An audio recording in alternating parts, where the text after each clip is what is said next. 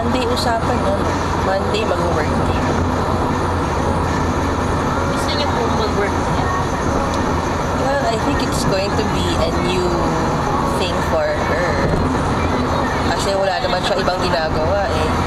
Kundi minamanage lang niya yung condo unit nila. Twice a week lang eh. I mean, how many permits and bills can you collect twice a week for the rest of your life? Well, siguro, condo unit manager, it's a job. Ilan ba condo? Isang building.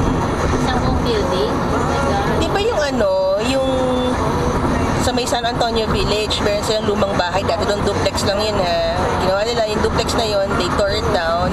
They built a parang apartment slash loft style condo. Yun, yung parang bukas sa gitna, tapos isa yun, ganun. Loft type yung mga units eh. Siya nag-manage. Oo, kasi siya naniningil ng rent, siya nababayad ng lahat ng tax, permit, etc.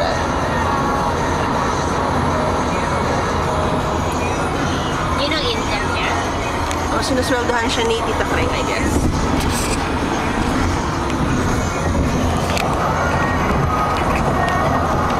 Ito pa rin ba, ma'am? Trabaho pa rin, oo. AVP na siya. O EVP, something. Basta sa one place below the president. Sa BPI ba? Oo. Sabi ko, naku, i-maximize niya kasi every year ba every 5 years, bibigyan siya ng bagong kotse. Yung mami niya. Oo.